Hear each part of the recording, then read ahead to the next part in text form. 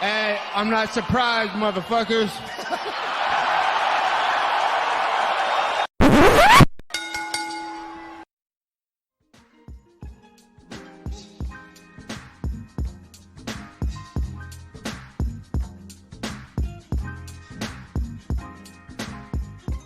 What's up, guys? Welcome to the Courtside Soundoff podcast. I'm Josh Evanoff. He's Angel Ortega. It is one of the biggest stacked episodes of the year. We have Ruiz, Joshua to talk about. Obviously, the recap of one of the biggest fights of the year. With, that happening. Terrence Crawford's fighting tomorrow. But then we have the biggest UFC card of the year. If not, it's top three. It's debatable. However, there are 3 title fights on the card. In addition, we have to talk about last week's UFC's card, the greatest fight of all time, Alberto Del Rio and Tito Ortiz, as well as mix in some NBA in there. To start off, we'll talk about UFC DC, UFC Washington, the main event. Alistair Overeem being defeated by Jairzinho Rozenstruik, being knocked out in the 5th round with 4 seconds left to go. I rewatched this fight the other day because I missed it when it first happened. And okay, let's talk about this. I love Jairzinho. I think he has a lot of potential. I think his knockout power is amazing.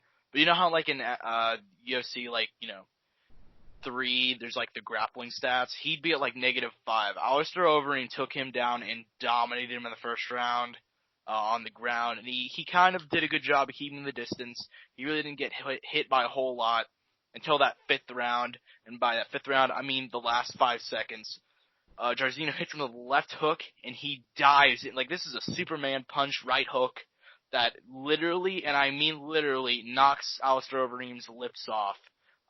It is the worst cut I've ever seen in an MMA fight, ever in all of my years of watching the sport. He got completely wrecked, and they waved it off. It looked like he got knocked out. It looked like his eyes rolled back, and he was slept against the fence, and then he woke up. And he started walking around, but Big Tan Dan Murgliata called it off, and I saw that got a lot of criticism from people, but my response is something along the lines of, did you guys see his lips? If he took one more punch, his entire, his teeth would be gone, it was bad, man. And then, we'll talk about the other fights in the card in a minute. Angel, did you see, I'm assuming you did, you see the main event? Oh, yeah, I did see that. I have an opinion about that, too, dude. I get it. But I wasn't a crazy fan of it. Because, look, let me tell you this. Rozenstruik walked away. If Dan doesn't wave that off, 5 seconds ends, and there's a good chance Alistair wins that fight. All I'm going to say right there, dude, because 5 seconds were left on the clock. Because at that point, at least personally, if I was Rozen, I would have chased it down until Dan would have fucking threw me off him. But I thought, Alistair definitely wasn't I don't think it should have been completely stopped because Alistair did react. It did come back up pretty quick. And, I don't know. I maybe contest that if I was Alistair, in my opinion. You know what I mean? Yeah, I saw that Michael Bisping said he should. And I don't know. I've watched the replay a lot of times, and it looks to me like he gets hit with, the right hook. His lips fly off, metaphorically speaking. And then his eyes roll back. And it looks like he's out whenever he hits... he hits his head on the fence. Maybe that's just me. And then he does get up pretty quick though. He did react pretty quick. It was a matter of seconds. I'll give him that. That's true. He did get up pretty quick. But I definitely would contest that if I were him. Just personally, if I were him. But obviously he knows better than anyone what he felt in that moment. But it looked pretty quick. Yeah, he didn't look mad at the time, but I'm pretty sure he said afterwards that he disagreed with it. Which is fine. I think you can disagree, because I felt so bad for Alistair. Yeah, because, hey, man, all I'm saying is if Dan doesn't wave it off, they do say defend yourself at all times, and, Rozenstruik walked away, so... Yeah, I don't know. I felt so bad for Alistair, man, because that's just... He did all of the right things for about 4 minutes. Jairzinho won the 4th round. But even then, it wasn't, super impressive. Overeem still did a great job of managing the distance, and he kind of just took his foot off the gas for, 5 seconds, and he got knocked out. All I'm saying is, Mario Yamasaki there, maybe we have a different ending. But, yeah. But then again, if that fight also happened in New York, they would have waved it off at the weigh-ins, you know what I mean? Oh, For both of them? Somewhere, dude, somewhere that New York doctor got really upset just sitting there for no reason. He doesn't know why, because he wasn't watching the fight. The cut on Alistair's lip. He's like, fuck, I could stop that. He felt a disturbance in the force, and he didn't know quite why. Oh my god. Maybe.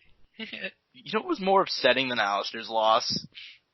Stefan Struve's loss really, really upset me. And I'm not a Struve nor Rothwell fan. I'm pretty on, but like Struve seems like a pretty cool guy. Ben Rothwell, he's alright.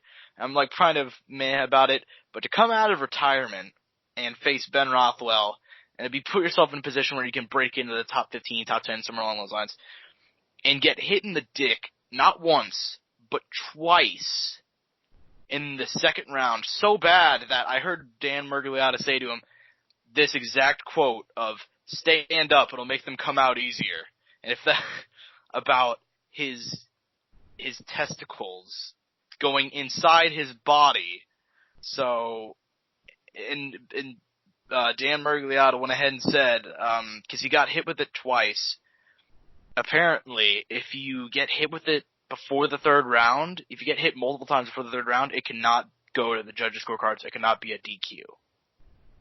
Technically, in the state of Washington, I guess that's the rule. So Dan Murgliata told him, hey, go on to the third round. You're winning both rounds. You'll get the win. And I'm like, well, first of all, Dan, shut the fuck up. You're a referee. You're not supposed to say that shit. You're not supposed to put your own thoughts into it. You're not supposed to say that shit, Dan. I mean, he's right, but you're not supposed to say that. And I'm pretty sure he wanted, Stefan to win too, considering Ben Rothwell was doing a number on his balls. Those are the greatest shots he threw all night. But the fight continues, and then 40 seconds later, Ben Rothwell just charges in and puts Struve out. He doesn't put him out, but he TKOs him. This really upset me, and I just wanted to talk about it. I feel so bad for Stefan Struve. He should appeal that shit. I'm not sure how, but he should. He tweeted about that. He got hate for it, dude. I don't know how, man. I don't know how you can hate on Struve for that. The man literally got hit in the dick twice. And they were bad ones. They connected flush. Shout out to Ben Rothwell, though, for taking one out of Jack Swagger's book, though.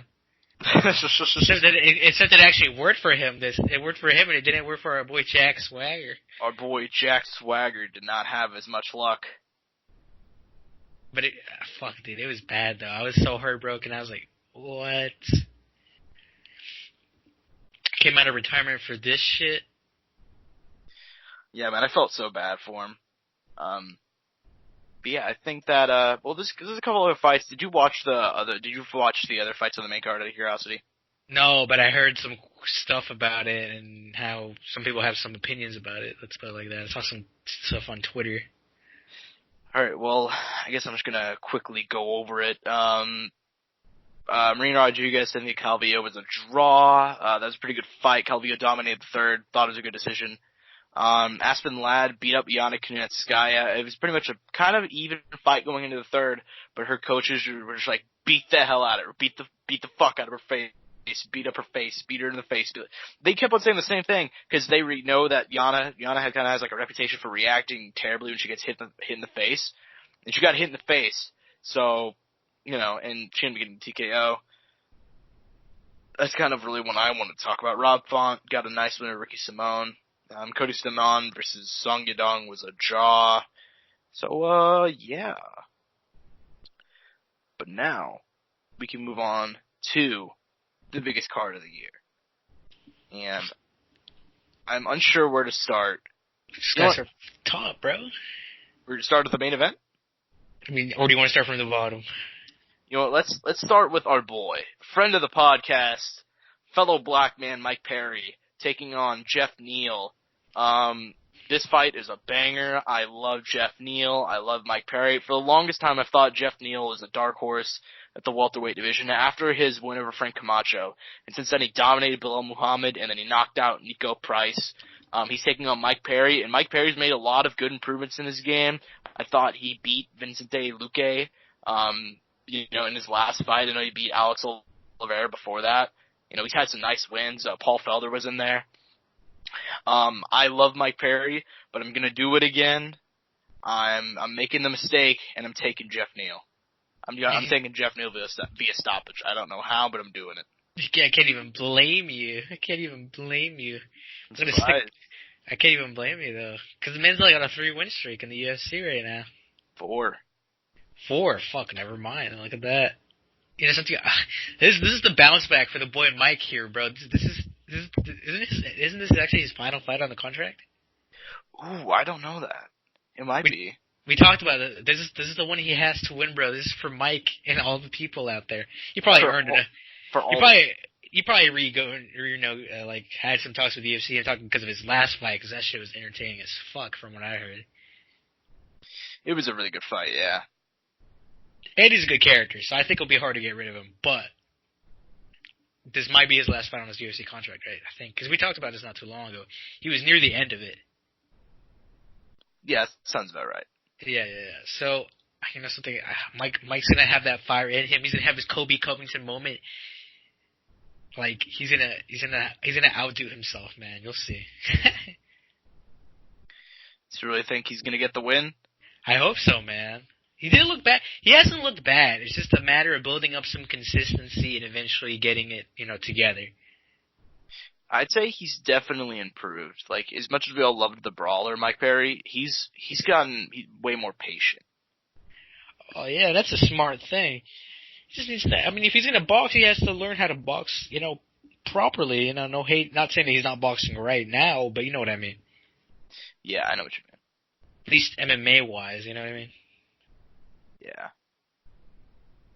Yeah, he's definitely improving. So we're kind of through the first fight. We're kind of on different sides of the spectrum. Now this next one is a fight that I've actually gone back and forth on a lot, and pretty surprising because whenever I saw this fight got made, I was originally like, Peter Yan's gonna walk through Uriah Faber. I don't like this matchup, but I've been thinking about it a lot more, and I have no reason to do this, outside of really Jan's last fight, where he kind of walked into two Jimmy Rivera overhands, and got knocked down twice. I believe got knocked down twice in that fight. But I know John Dodson hurt him. I'm picking Uriah for the upset. I don't know why. I don't know. I could be the Simone win, but I'm doing it, man. I'm taking Uriah Faber. This is definitely his toughest opponent, though, right? Oh, absolutely. Uriah's riding a two-fight win streak, and in 3 years. Yeah, in 3 years, but you know what's crazy though? The fight before his 2-win streak, he lost to Jimmy Rivera. So it's kind of funny how you brought that up. Well, Jimmy Rivera's kind of a different fighter now than he was whenever he faced Uriah, and I don't really want to get into this because there's no point really talking about Jimmy Rivera. Because he's not here now. He's not, but after he got knocked out by Marias, he's became way more gun shy. He hasn't really thrown a whole lot, which is why I'm surprised at the Jan fight he got hurt twice. That's what's up, man. I don't know. Dude, you're talking about a great grappler. The number of fights, and they put Canelo on Peter, Josh. Is Uriah Floyd in this situation and Peter's Canelo? You know what, man? I really think definitely, man. That's it. Shit, I mean, it's definitely not it's not an exact comparison, but the intention is similar. Let's put it like that. You know what I mean? Yeah. Because they're putting the 26-year-old, guy against 40-year-old, veteran, face people who are retired at this point, still can kick your ass guy in there. So it makes sense. And I mean, dude, Uriah won by a knockout. When he could have probably easily submitted Ricky, because Ricky doesn't have better grappling than Uriah. I mean, I think that's a fact, right? Pretty sure he's one belt less than him. I'm pretty sure I brought that up last time. I thought Uriah was going to submit him, do some crazy shit on him just to take advantage of him, because he's a younger guy, less experienced, so he probably wouldn't be able to deal with that kind of on-ground pressure. Yeah, no, definitely I agree. I think that I don't know, man. Uriah, he just looks better since coming back. It's the one thing I can explain. He looks physically better. He hasn't gone through the pain of 3 training camp, tons of training camps every single year. He took that time off, and sometimes that's all people need. It's that time off. Facts in any sport. Yeah, and he got that time off. He looks reinvigorated. He looks stronger. And like I said, I don't know how he'll do it, but I've never been a big Peter Yan guy, and that could be my problem. I've just never been super impressed by the guy. He has a couple of really good wins, But I don't know, man. I'm pulling Uriah for the upset. This is a good test, though. This is a good test for him. I think this will definitely put him at where he's at now. You know what I mean? Yeah. So there you go. I mean, just with that, should make for a good fight. Definitely. Just to be clear, who you got for that one? Oh, dude, I'm gonna take the veteran here, the boy Uriah. Dude, just last fight, I got it, man. All right. And now to move on to Jose Aldo, who surprisingly made weight this morning at 136 pounds. He looked like Skeletor all week long, but he ended up doing it. He made the weight. Didn't look too bad outside of his face and legs, but there's not even a little bit of body fat on that man. Yeah, man, he looks shredded. Taking on Marlon Moraes. Obviously, Moraes coming off of that tough knockout loss to Henry Cejudo in the main event of UFC 238 a couple months ago. That fight was a banger, and before that, he was riding a 4-fight winning streak. Listen, man, I've gone back and forth on this fight a lot, and to me, it's really, really hard to tell because Moraes, if there's one knock on him, he's a guy that breaks if things don't go his way. The Cejudo fight's probably the best example.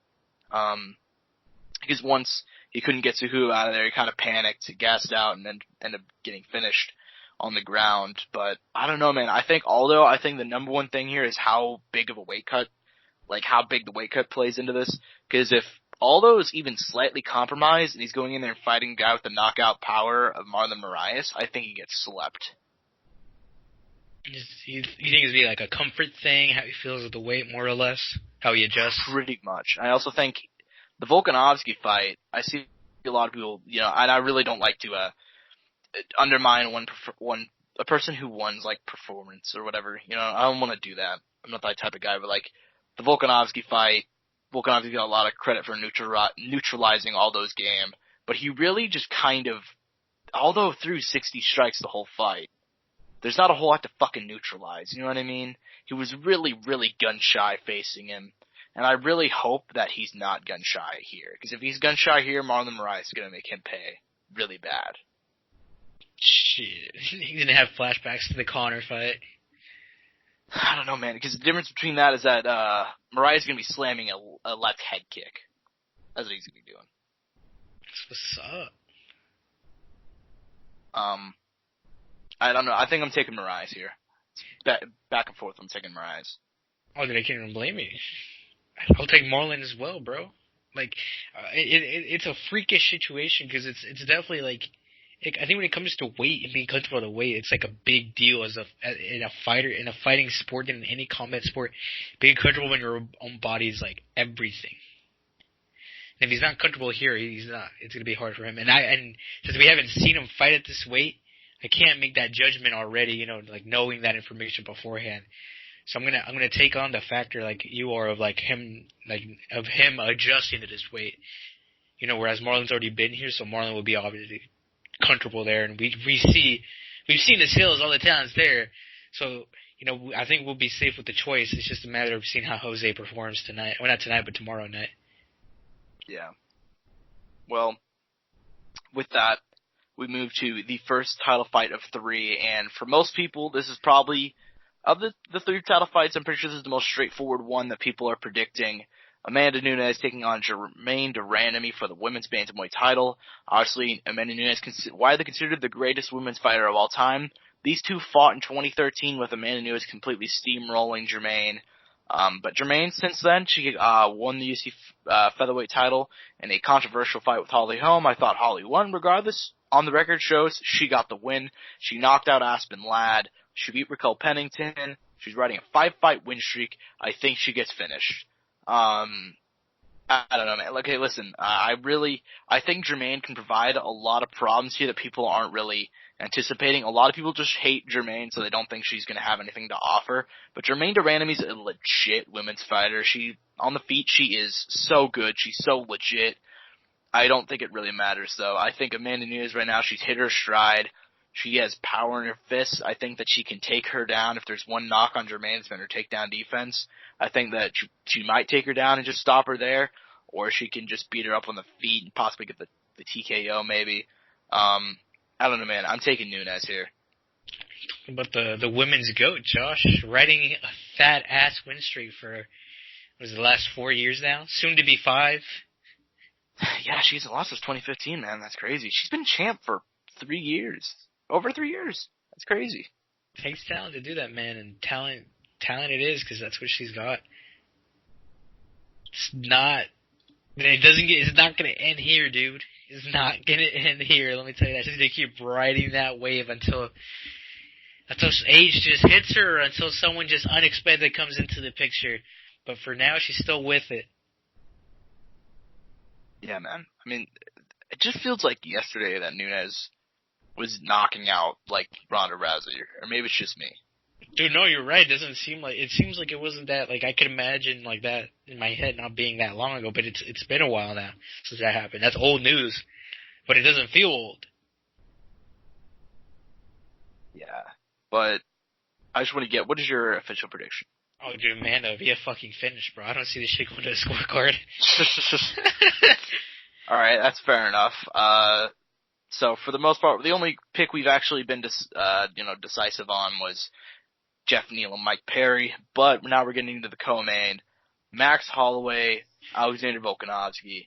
I've thought a lot about this fight, and it's probably, of all Max's title defenses, I think this is definitely the one that kind of has me not really scared, but kind of questioning what he's going to do, because he's facing a guy that, he's streaking right now, and he's so strong, and he's also, we haven't really seen much out of him. You know what I mean? Like, we've seen him in a couple of, decision wins. We've seen him beat up Darren Elkins. We saw him TKO Chad Mendez in a war. But the only super high-level fights he's had against Jose Aldo, who threw about 59 strikes the whole fight, and Chad Mendez, where he got tagged and nearly finished, came back, and now basically just outlasted Chad Mendez, who notoriously has bad cardio. I don't know, man, there's just not a whole lot at the super high level to take away from Volkanovski, but in a way that really works for him. But also, man, I think Max Holloway right now is, I don't want to say unbeatable, because I think that as far as title defenses go, like he defended against Aldo, Ortega, and Edgar. I definitely think this is going to be his toughest one, but I still think he's going to get the win. I think he's much bigger, he's much taller, and a lot of people are like, technically speaking, Volkanovski has a 2-inch reach, but also Max has incredibly wide shoulders, which kind of explains his kind of shorter length of arms, but still, he's still taller, so he's going to have the advantage there. His takedown defense is great. He's in the prime of his career right now. I think the blessed era continues on Saturday night. Dude, no, definitely, dude. I don't think we've seen the best out of Volkanovski, you know what I mean? I think this will bring the best out of Max and of Volkanovski, you know what I mean? I think it'll be regarding, like, on both ends, adjusting to the fight, dude. You know what I mean? Adjusting to each other. Because, and I think Alex probably has more information on Max in a way, but Max doesn't have the full story for Alex, because, Alex has fought a catch weight, it's moved up and down in weight class, and I don't think we've seen everything out of him yet. Because, dude, the guy has jiu-jitsu that's really good, and I don't even think we've seen the best of that yet. And he can crack guys. We've seen the cracking happen. But it's like, how good does he get? And I think that's what we got to see tonight, at least for me, when it comes to this fight. I know he has a great team around him, and I know he has a great trainer. And if there's one thing that I really hope they're not doing this, but just seeing what his camp's been saying, I saw, like, his head trainer say that there's nothing that Max does that Volkanovski's not better at. I saw that, like, Volkanovski, he's a nice guy who's like, I'm Max Holloway's nightmare, I'm this, I'm that, and I'm like, man, I really hope they're not overlooking Max Holloway. Because if you overlook Max Holloway, that's going to be a death sentence. Oh, without a doubt, that's what I'm saying. I think it's going to be like, who brings out the best out of the other in a way, you know what I mean? Who does the most, you know what I mean? Like, what does Volkanovski really have against this high-level person, you know what I mean? Yeah. I think that's what's going to do it for me. How much he brings out of himself to give to Max, rather than what he's already given to us. Like, he needs that one more bit, you know what I mean? Yeah, definitely. Can he push Max, beyond where he's been? Can he take him to the ground constantly, and get around that takedown D? Can he crack him more? Can he find those openings more? I just want to see that more than anybody has before. I definitely agree. I think this is definitely going to bring the best out of both guys. Yeah. But to get your final prediction, who do you got in the co-main? Dude, I gotta go with my confident answer. I mean, I see what Max has, and I'm aware of that. Like you said, the blessed era does not end, my guy. Not right now. Ohana means family, Josh. And now we go to the main event. This fight has been highly anticipated for a long time. These guys have real beef, which in my opinion is the best beef. Obviously, Colby Covington's playing a character, but he's still a disgusting display of humanity.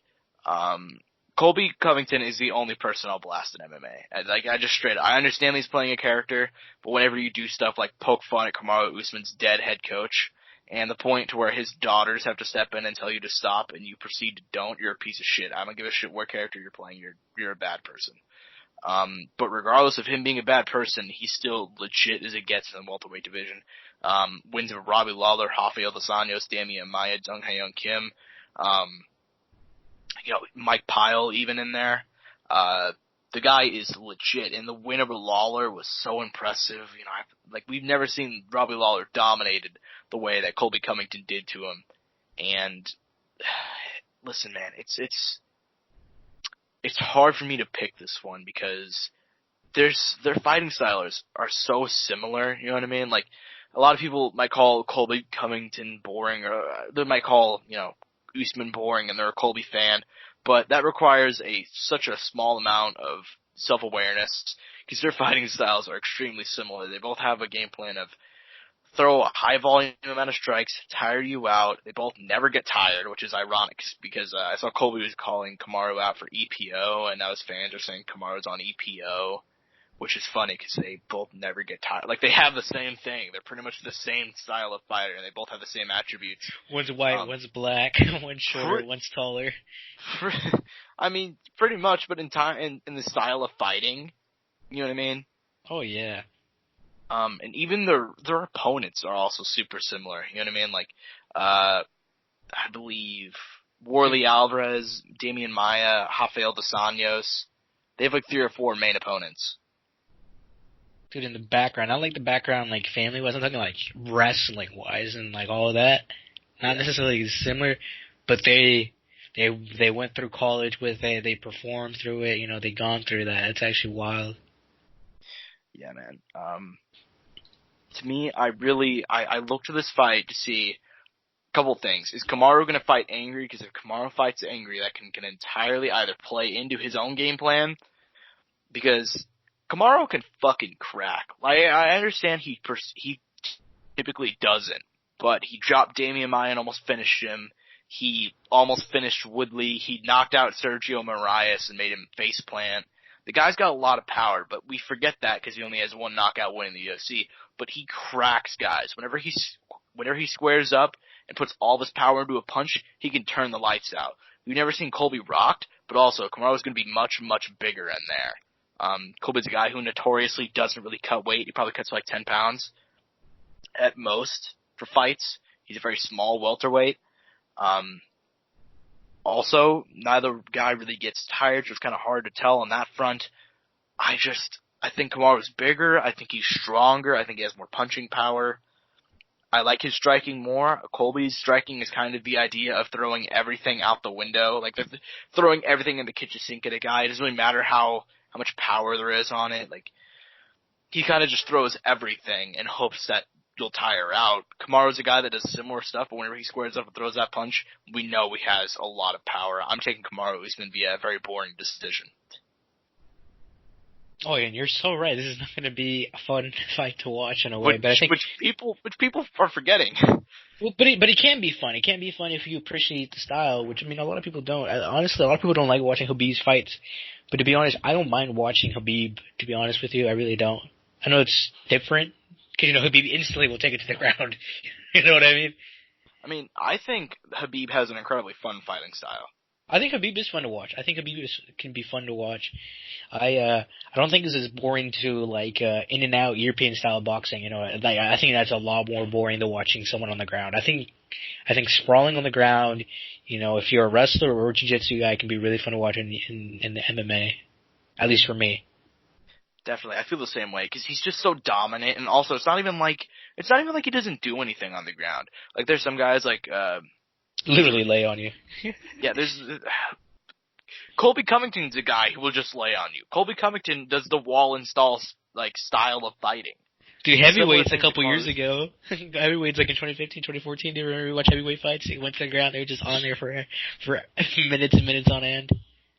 That was Curtis Blades at the start of his UFC career, man. I remember watching Curtis Blades I remember it was an Australian card, I believe. It might have been I couldn't even tell you which card it was, but it was like a wall. Never mind, it was UFC 213.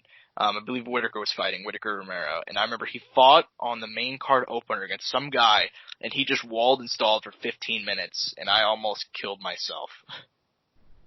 Oh, I don't blame you, dude. But I mean, who do you think's a better wrestler, Kobe or Kamaru? That's a good question. I better overall wrestler, I think Kamaru. I mean, Colby, he's a great guy in terms of keeping you on the fence, he's really good at winning the hand battles, positioning. However, Rafael dos Anjos took him down. He's not the greatest guy at getting people to the ground. He's more style is just to get you to the fence and keep you there and throw tons of body shots, tire you out, make you work. Kamaru actually goes for takedowns and gets them. Kamaru Usman took down Tyron Woodley like 4 times, and Woodley had been taken down once ever in the UFC before that. That was years ago. So Tyrone, in his own right, very successful college wrestler as well. Crazy. Believe national champion from Missouri. Don't quote me on that. No. I'm pretty sure you're right. So, it's crazy all these wrestling guys know each other, though. Love it. You do know, but what's it called? Shit, dude. I mean, honestly, let me tell you this. I'd be happy if they really didn't throw strikes and it became more of a wrestling match and someone won via pin. I love that to happen. I'm just going to say it now. It won't happen, but I love it to happen. Yeah, I'd love to see it happen. I'm really excited for the grappling exchanges. That's what I'm most excited for, because these guys... If it even happens, though. Yeah, if it does happen. Shit, you saw what happened to Ben Askren Damian fight? Honestly, that's entirely possible, because I could see that happening, because I'm pretty sure Colby has a great team behind him. I'm pretty sure these guys are both smart enough to know that the wrestling, very good chance, can neutralize itself, and they won't be able to go for the takedowns on each other. Oh, yeah, most definitely. It's just a matter of what's being decided to do, and whatever happens. Oh, God, dude. It'll be entertaining to the people who can appreciate it, I'll say that. Maybe it won't be to the masses, but hey, man, you get literally the fights before that, you can't complain. Like Amanda Nunes, Max, Marlon, Uriah, Peter, like they're all going to be entertaining before that. So having Kamaru and Kobe at the end isn't the worst thing in the world. Yeah, most definitely. And the fight could be awesome, but I don't think so. I don't think it will be. Either way, we'll watch it. We'll tell you guys next week what happens. We'll tell you guys next week. Very quickly, we forgot to, before we head into NBA news, because we forgot to talk about this, the biggest fight of the century. By the way, did the biggest numbers on our YouTube channel. This clip, by far, passed all the other ones, and even the ones we uploaded last week about Floyd Mayweather and Conor McGregor. Alberto Del Rio, aka Alberto El Patron, taking on Tito Ortiz. Alberto goes for what I thought was a pretty cool-looking judo toss. He ends up getting reversed. Tito gets on top, beats him up. Alberto goes for a pretty nice-looking scramble, ends up giving up his back instead. And then Tito gets in the choke. He does not let it go for like 5 seconds, despite Alberto tapping. Very disappointing, but not unexpected. And Tito Ortiz gets the submission win. I really looked like a giant clown whenever I went ahead and, whenever I went ahead and, picked against, well, I mean, I picked Tito, obviously, but I thought it would go to a decision, which I looked really, really stupid for, because I made the mistake of assuming Alberto would come and try and do anything of significance at all. But regardless, man, Tito wins the Alberto kind of WWE UFC unification bout, so good for him. And now we're going to move on to the NBA, because the NBA, this is a topic I was thinking about earlier this week, and I really wanted to talk about. It's about Oklahoma City's failed tank. As everyone knows, the Oklahoma City Thunder traded away all of their assets, traded away the cornerstones of the franchise in Paul George and Russell Westbrook, and they also traded other small pieces such as Jeremy Grant, who was a pretty young power forward for the team, who had made a lot of great strides with the team for a couple of years, and was making improvements. Like he was looking great. And they ended up trading him too for a first round pick. And don't quote me on this, but I believe the Thunder have 10 or 11 first round picks over the next decade. And the general consensus was that the Thunder are going to tank. The Thunder have nothing to really play for. They lost Russell. They lost PG. And instead, the Thunder got some good pieces back, but I think the general consensus was that they were going to trade him. They were going to trade Danilo Gallinari. They were going to trade Chris Paul. They were going to look for Adams to get away. Instead, what ended up happening was they kept all of them, at least for right now, and they're currently hovering around that 7th spot. They lost to the Kings on a buzzer beater the other night. That's the reason why they dropped out of the playoff standings. But right now, that battle, like the Oklahoma City failed tank, is one of my favorite storylines so far this season. Just personally speaking, because completely just.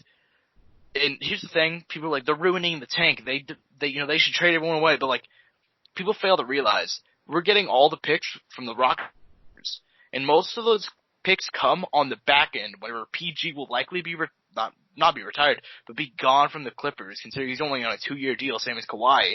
And then the Rockets, whenever they're going to have Russell Westbrook and James Harden in their late 30s. So those draft picks are going to be higher value then. So I like what the Oklahoma City Thunder are doing right now. But right now they're in that battle. They're in the bloodbath of the Western Conference, of that kind of 7, 8 through 13, 7, 8 through like 12, 13. It's insane, man. Angel, your Suns are kind of sitting around there. Right now they're in the playoffs like they were again today. It's just insane, man. What do you think about what do you think about all of this? Shit, dude. All I know is the playoffs started today. We lose to the Lakers, but I'd still be happy because I still get to see Booker in the playoffs.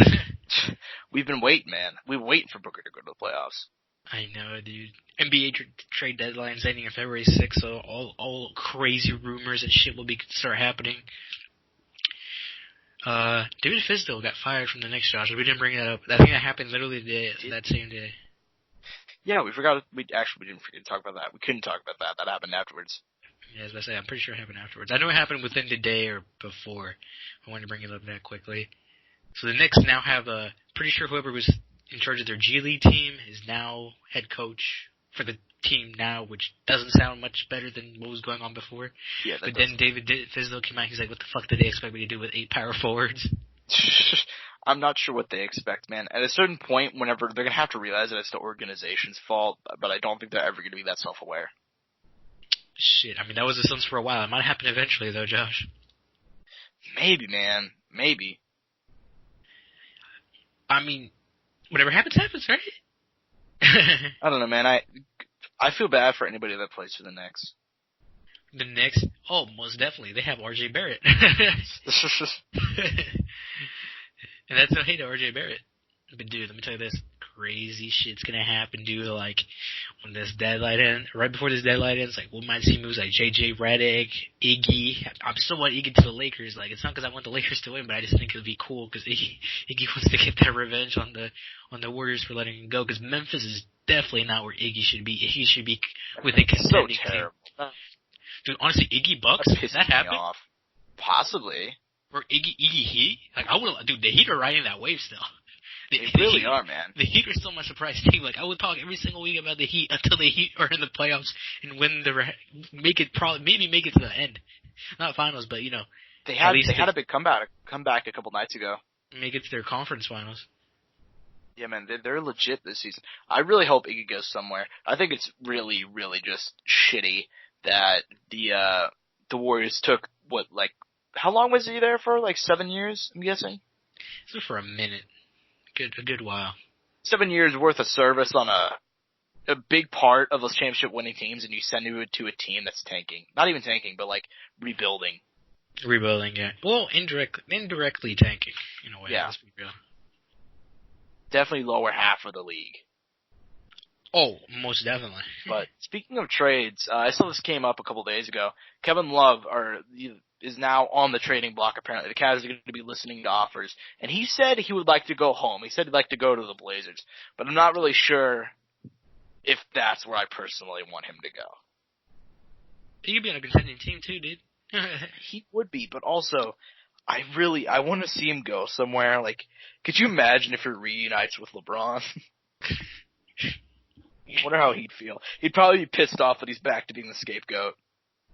It's like, oh fuck, when I don't get enough rebounds. And again, that'd work though. Especially considering AD doesn't like to work the 5. Shit, dude. I don't know. It's weird where he slots in, because weirdly enough, I don't know, dude. I've never really liked him as a center, but he does a really good job at the center position, so I can't hate on him. You know what I mean? Yeah. So it's like, I've never been a big fan of Kevin Love at the 5, but it works. For sure. And it's always worked. Anytime K-Love has been at the 5, it works. It doesn't go anything wrong. And conveniently, whenever they have to slot someone in, they can move him to the 4. So that's another great thing about him. So at least changes-wise, that kind of helps, because they don't have to do 2 changes at once. Let's say that. If they don't want to, or whatever they're wanting to do. The thing is, my issue right now is, where does K-Love fit right now the best? Someone said the Blazers, I think we talked about that last week, but it's like, then Carmelo kind of gets pushed out of the way. Yeah, he would kind of get pushed out. Which, considering they just signed him for the full year, be an interesting move. But it's like, where does he fit well? K-Love is where is he best at? You know what I mean? Yeah. I don't know, man. He's interesting, considering I don't know his numbers for this season. I'm gonna look that up right now. He's been in and out. His numbers aren't bad. I mean, it's Kevin Love. You're gonna get good numbers. You know what I mean? That's true. His numbers are never gonna be terrible. He'll always provide you with what you need. But the thing is, where does he fit though? You know what I mean? The Bucks have.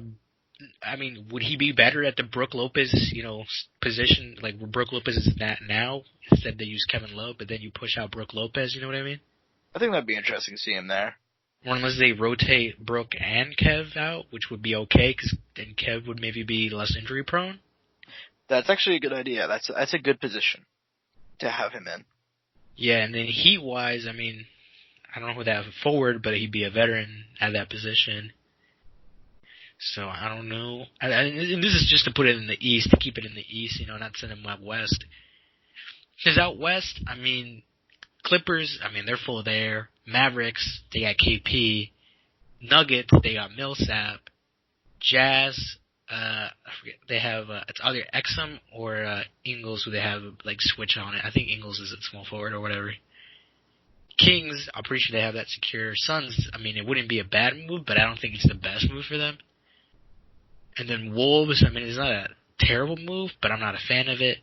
And then Blazers, I'm okay with it, but then you push Carmelo out. Yeah, it's definitely, there's a lot of moving parts there.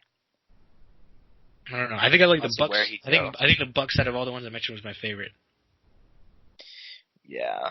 But I don't think they can take that contract on, though. That's the only issue. Yeah, I think that's pretty much the only problem I could think of. Yeah, and I think that's a problem for most teams, the contract.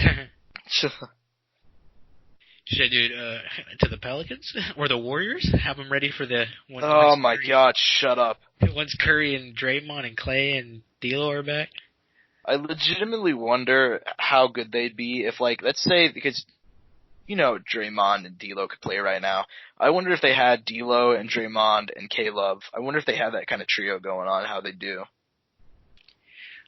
I'd say they could probably be where the Wolves are at now. Yeah, that's pretty accurate, I'd say. Probably. Yeah, literally move where the Wolves are at now at 10, drifting between 7 and 10. I think that'd be accurate. Yeah, but it's too late for the Warriors right now. I'm pretty sure they're well aware of that. Oh no, 110%. Yeah, it's too gone, man. It's too gone. When it's gone, it's gone.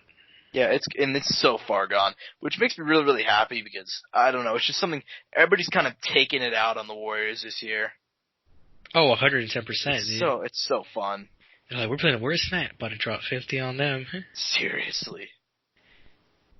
And it has been bad. They've had some bad games. Credit though, they have a bunch of guys that they had on, like a bunch of draft guys that they had on the bench for the longest time who were playing, which now they're getting playing time. Good for them. Well deserved. Guaranteeing themselves some contracts. But it's like,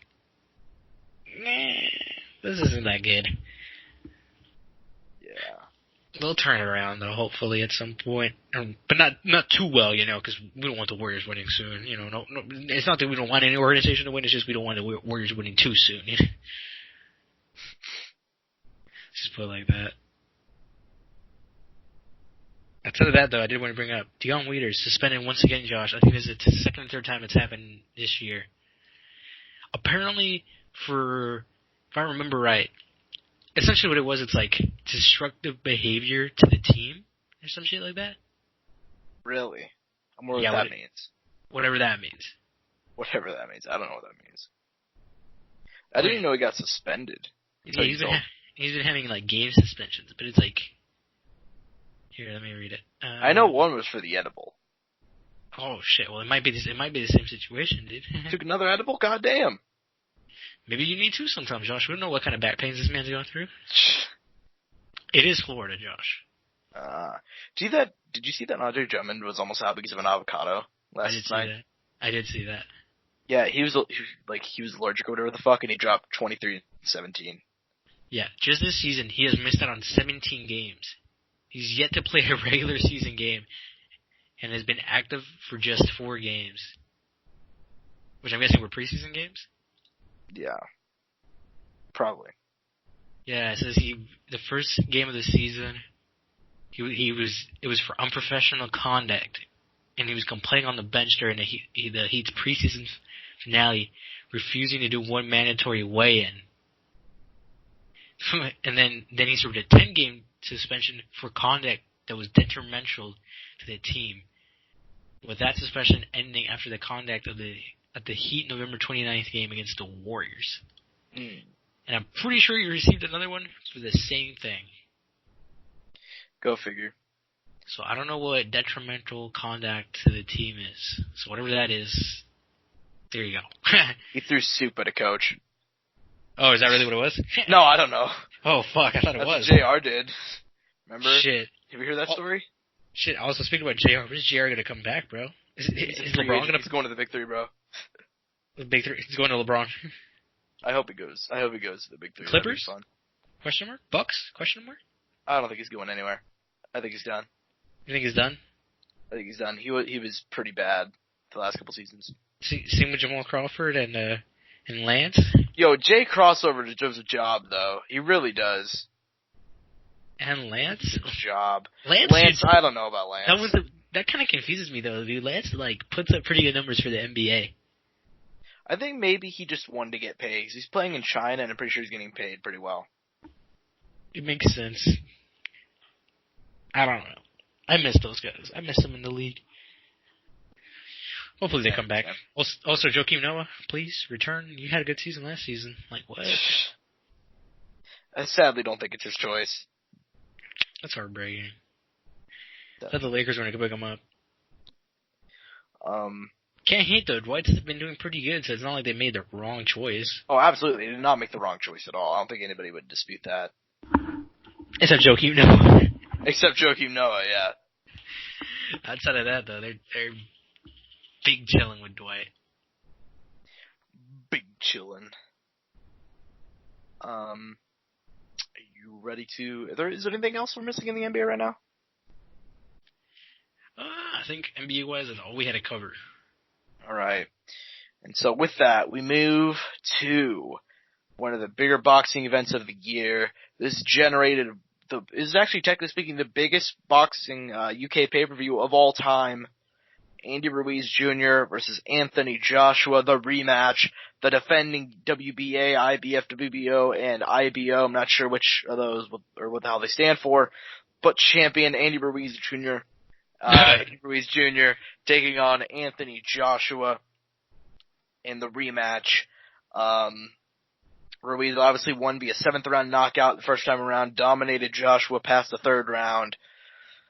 This time showed up, and I saw his dad talking after the fight that apparently he was in the 290s, upwards of 300 for this fight. So apparently that talk about if he did it for strategic advantage was clearly all lies. And apparently he said that he only weighed 284 because he'd already eaten that day. And big guys, when you eat that much and you eat a lot, you can gain upwards of 10 pounds, especially depending on what you're eating. Nope, apparently he actually did not eat all that day, and apparently he's upwards in the 290s whenever he fought Joshua. He looked huge. He looked like a Mexican butterbean in there, and Joshua boxed his ass off for 12 rounds, winning via unanimous decision, 118-118, it's 118-110, 118-110, and 119-109. I gave 2 rounds to Ruiz. I can't remember which one, so I'm pretty sure, scorecards are fine. It wasn't even close. I honestly didn't think Josh would be able to kind of change his entire game plan going into the second fight from the first one, but he did a great job, man. Like, he looked fit, he looked in shape, he did not get tired, he barely got touched. Angel, what were your thoughts on Joshua's big return? He did what we said from the first fight, what he probably should have done, and it was boring as fuck, and he did it. It was so fucking boring, dude. I think I rather would have seen Floyd fight, actually. I actually enjoy watching Floyd fight, though. See, because at least Floyd counters, though. That's the thing. He counters, and just, I don't know, man. My issue with Andy Ruiz is that he really pissed me off, not because he came in super fat. Obviously that was disappointing, but to me, it's that he could have done so much more. Like, anytime he got inside the pocket, he made Joshua uncomfortable. Like, yeah. But then Joshua just grabbed him. You know what I mean? Yeah. Like, anytime he got in and landed on him, he made him feel so uncomfortable. But dude, he just freaked out. Yeah, but he just, oh my god, he just didn't do anything. Like, he kind of just plodded forward for the entire fight. Maybe a couple times he got on the inside, and that's pretty sure why. I remember I gave him 1 or 2 rounds. I can't remember which ones. You got him decently here and there. Like, occasionally, but it was so rare. Oh, yeah. It was just, if he would have just been able to find a way to just prevent that, let him open up somehow, get him right. But it just wasn't working because Joshua would just move, and then anytime that they got extremely close, he just clinched because that's all he had to do. Yeah. And he made his fight his style. Like I told you, it's going to be whoever makes the fights their style, and obviously we talked in the very first fight, hey, Joshua just literally needs to European-style box. That's it. He did it. He listened to us, Josh. He might have listened to our podcast. Oh, absolutely. That's the only thing he could have possibly listened to. Exactly. He did it, and it was 100% the right choice, dude. It was boring as shit, but it was the right thing to do. Yeah, man. Let me tell you this, though. That saga is not over, though. There is unfinished business there. Oh my god, would you really watch? I'd watch a trilogy fight, but do you think it's immediate? Not immediate, but it does need to happen. 1, because of how the first one ended. 2, how the second one ended. I don't know. Okay, so after watching the second one, my original thought was trilogy, because I'm like, that's fine, that makes sense. But then I started thinking about it more, and I'm like, if Andy Ruiz can't get in shape enough to take this seriously and entice me enough, because there was not a single solitary moment where I thought, oh damn, Ruiz has got this. You know what I mean? He's doing great. There's not a single moment. If he can't get in shape and take it seriously, why should I? There's precedent there, though. You know what I mean? Yeah, no, I agree. I definitely agree there's precedent there. I definitely think that somewhere down the line, if Ruiz goes out, I think would be a good fight. I think to see Ruiz versus Luis Ortiz. Is that gonna make that happen? I don't know. The thing is, though, he does deserve another fight. Because of how the first one ended and how the second one ended. You know what I mean? I think he needs one more win, and I think they're gonna have Joshua against Pulev next, or maybe Usyk. The mandatories, yeah. I hope Usyk, because Pulev's just not very interesting to me. But then Usyk's just another name. Another nice if he beats Usyk, I'd like to see the trilogy. If Ruiz has another fight and wins and looks in shape. Well, he needs a good fight too. He can't just have like a. Oh, obviously not. I don't want to see him face a Cam. I feel like people are giving him too much slack. They're like, oh no, he needs to like fight a Areola. Which, granted, Areola would bring in good numbers. You know, two Mexicans fighting each other, do it in LA. Like it's great. No, I didn't think about that. That'd be fun, but he.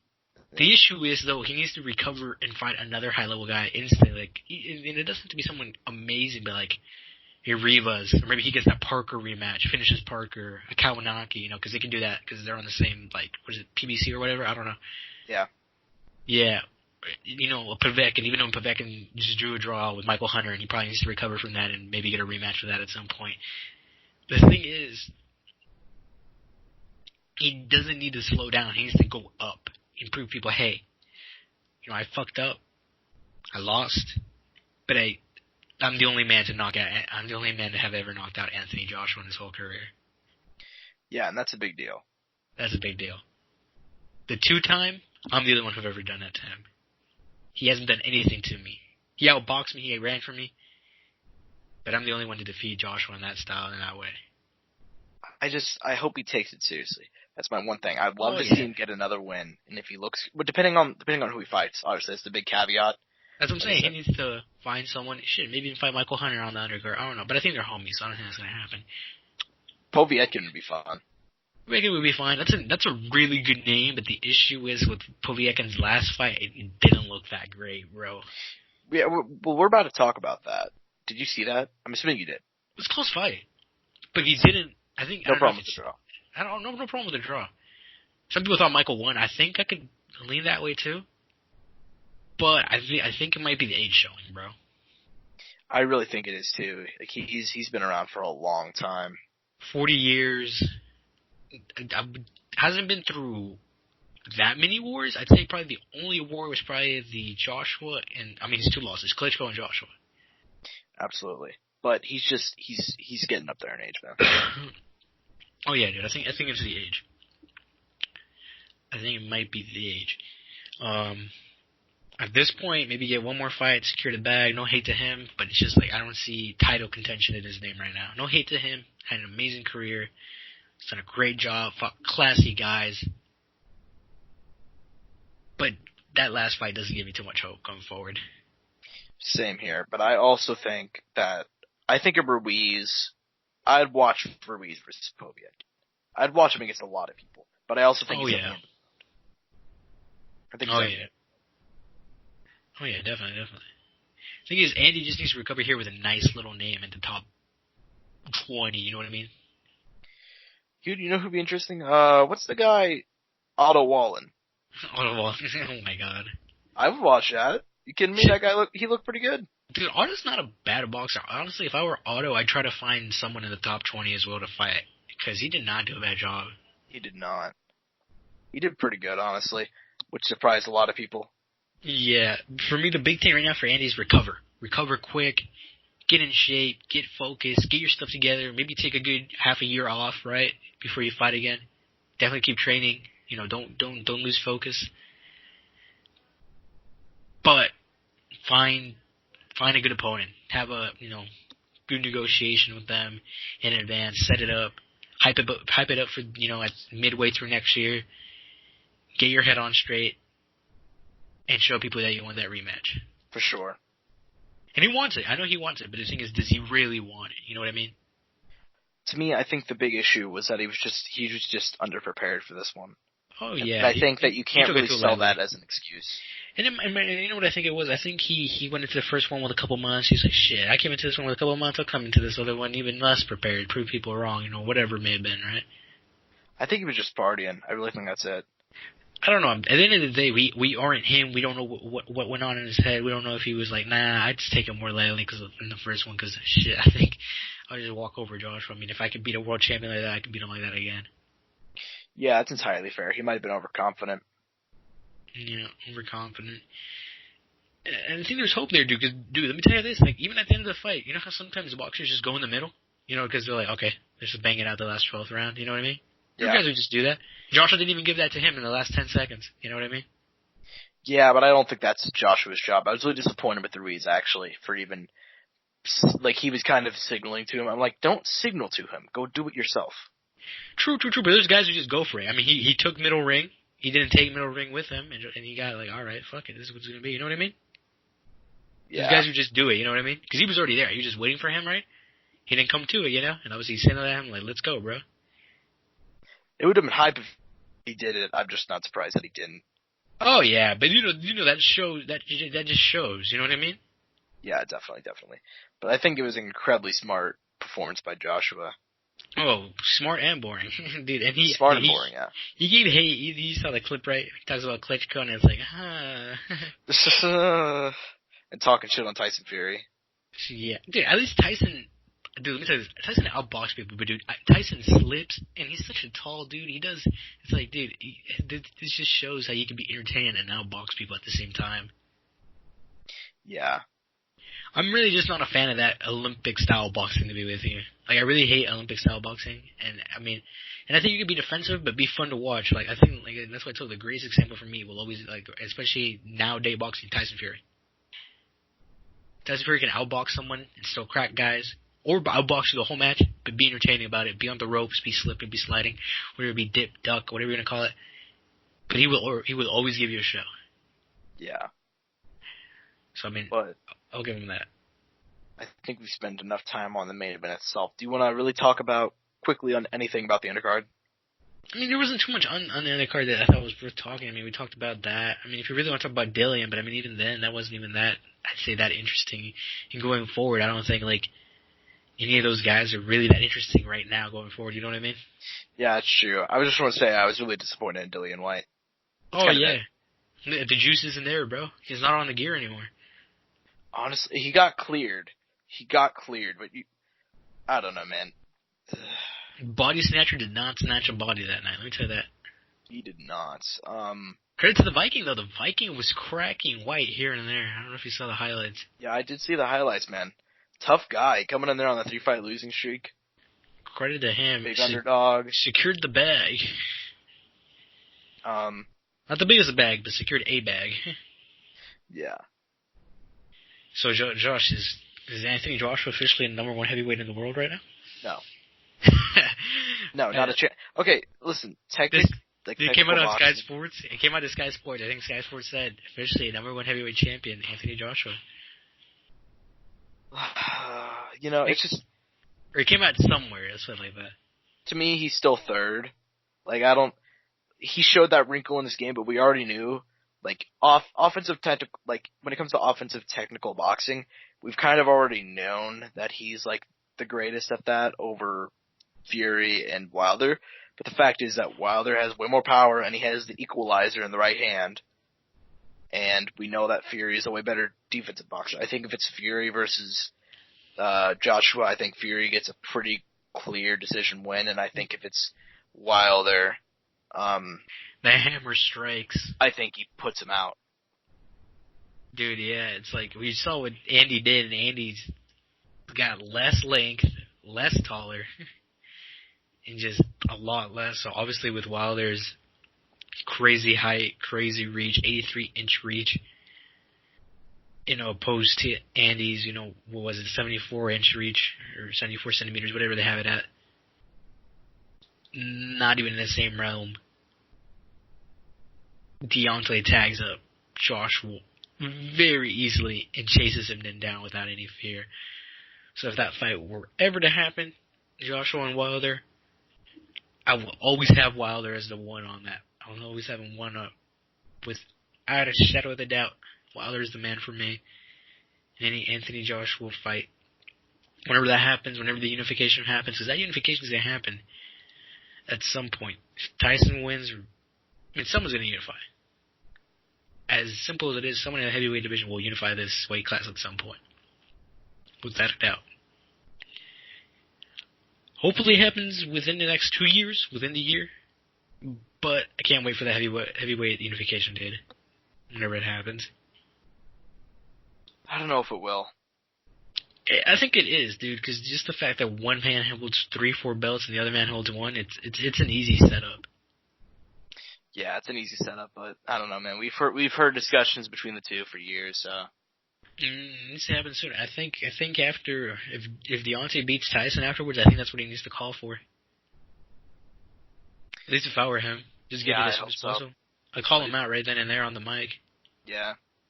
It's weird, though, because we have 3 current heavyweights who all have a claim to being the greatest heavyweight in the world, like heavyweight champion in the world. Well, the good thing is 2 of them are fighting each other soon. So that will knock one down and leave 2 we left think. over. In theory, yeah.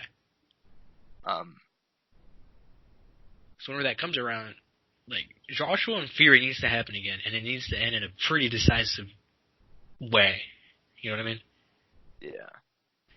So we need that to happen, and then after that, just for the call out to happen, get the world on it. You know what I mean?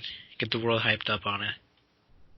Yeah. I saw that Anthony Joshua actually called out a couple hours ago that he called out, he said, let's get Undisputed trending, he says on Twitter. That's what I want, and that's what the people want. I want it bad. I came to take over and not take part. Anthony, bro, we know he stole that quote from Conor McGregor. Changing the words around doesn't mean it's yours, man. Just straight up.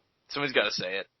Someone had, hey man, he's trying to take on some European, pride. But you know what pisses me off about that? Right now, Fury and Wilder are both tied up. And so basically, you know what's going to happen, right? Since those 2 are tied up, Eddie Hearn's going to negotiate with Pulev or someone else, and he's going to say, like, Wilder ducked, they didn't take my offer, knowing the fact that they're kind of scheduled already. But, oh, yeah.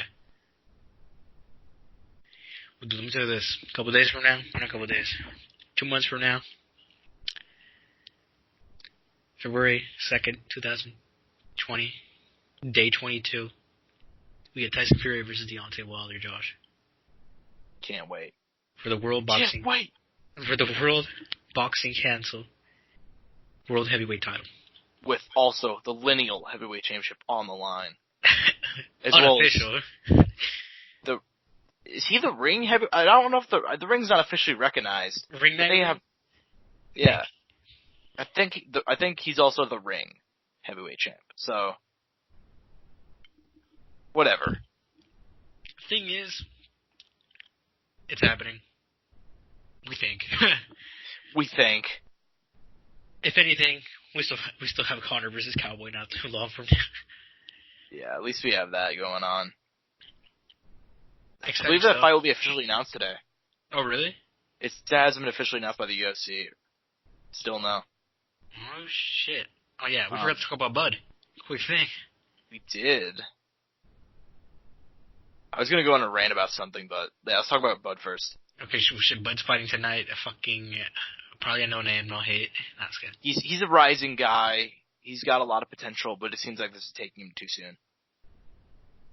Okay. I'm taking Bud, but I don't know. I mean, it's not like a crazy name in that weight class. We know who Bud needs to fight, and Bud's not fighting them. You know what I mean? Yeah. It's just simple. On the other hand, though, Teofimo's fighting tonight. He's fighting for a title. So... He wants Loma. I still think it's so soon, though. The thing is, Loma's cleared out that weight class. I think he needs to move up or fight at some catchweights or something. Gotta get something going on. Something going on. Because, dude, the issue is, at those lower weight classes, all the guys are coming up, like Teofimo, Devin Haney, Ryan, Shakur, Teofimo. Like, all these guys are stupid young dudes, like 21, 22. I mean, they're all crazy, killing They should young. not be fighting Loma yet. They shouldn't be fighting Loma, and then at the same time, it's like fighting each other isn't the smartest choice either, because then future-wise, like... Kind of ruins prospects down the line. Yeah, I mean, unless they're on some fucking shit, because, they fought each other in the amateurs, like, it's on some, Tarver, Roy shit where they know each other from the past. Like, years from now, I think it'd be that hype, you know what I mean? Yeah. It's just not there now. And it's like, I do want to see these guys fight each other, but it's just, for me, I don't want it to happen now, and it's heartbreaking, because it is going to be exciting when these guys take each other on. Thing is, though, Teofimo's fighting tonight. I think this is going to be the toughest fight of his career so far, because, one, he's fighting a guy with a title, Richard in his own right, pretty talented guy. This will be a tough fight. So I think for anybody who wants to check it out, wants to see a young up-and-coming guy get tested, check out tomorrow night Richard Comey versus Teofimo, because trust me, Bud Crawford versus this other man is not going to be it. You know, it's just the thing is, the people in boxing we know who Bud needs to fight, and Bud is not fighting them right now. It's not, I don't know if it's Bud's fault or it's someone's fault, but it's, Yeah. It's just not happening. So until Bud fights someone that we give a shit about, this is what's going to happen for now. No hate to Bud. But he is fighting tomorrow, so we kind of had to mention it. Yeah, we did have to mention it. The thing is, though, as far as Bud needs to be fighting someone in top 9. Because all the top 9 guys are people he should be fighting. Like, we're talking Mikey, Keith, Ugas, Danny, Sean, Manny, Earl. So that's what we're waiting for. Yeah. And none of that's happening. And it doesn't fucking matter who it is. He just needs to fight one of those guys. Just need to put that out there. Yeah. Soon, yeah. But I believe that's all we got for this week. You got anything else, Angel? No, man. Next week we got Jeff Horn fighting, I think, so that's gonna be some stuff we need to talk about. Oh, hell yeah, man.